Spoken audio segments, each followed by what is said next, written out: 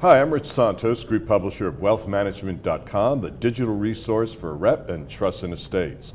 We're here at the Tiburon Summit in San Francisco, and joining me this afternoon is Stephen Langlois. He's the Chief Administrative Officer for National Financial.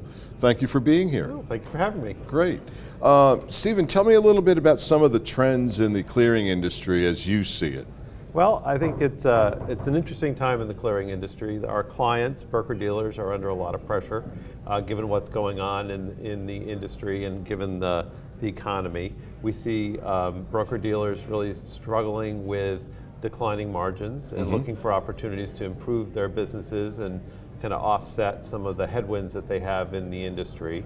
So we see clients who are doing a lot of work looking at how to improve their efficiencies, lower their cost positions so that they can get their margins up, and looking to us to help them with that. So a little more specifically, what are you doing to help them with some of those issues and concerns? We spend a lot of time with them, consulting with them on their operating processes. We'll go in and we'll look at the different workflows and operating procedures that they have, identify opportunities to reduce cost. A great example of that is a paperless office solution that we have for them, that they can have better workflow of processing paper, remove paper from their operations, and be lower their costs as a result.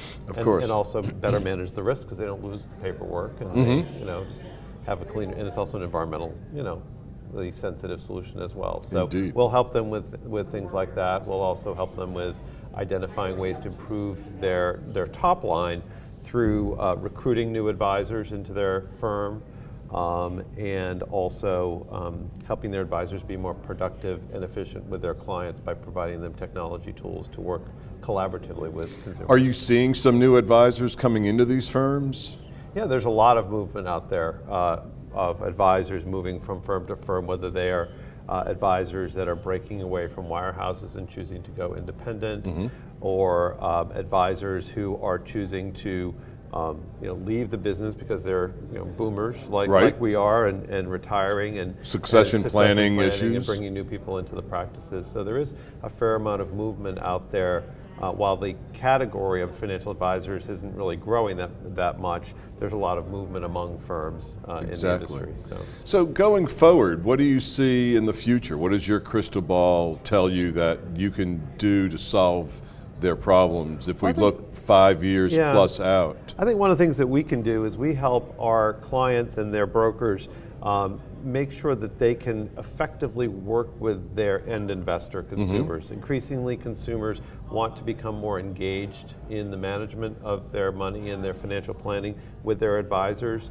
We see a new model of advice coming where consumers want to have that level of engagement, and in order to do that cost effectively, advisors and brokerage firms need to have tools to be able to do that. So we have a lot of a program called My Streetscape, which is a consumer-facing web portal that the consumers can get involved and see their finances and work very collaboratively with their advisors through that portal. So we're just trying to help our clients be more profitable, be more efficient, both by growing the top line, by working better with their clients, and then also reducing their cost to improve their margins.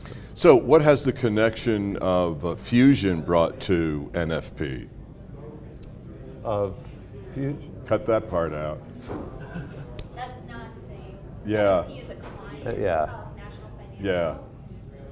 And it is confusing.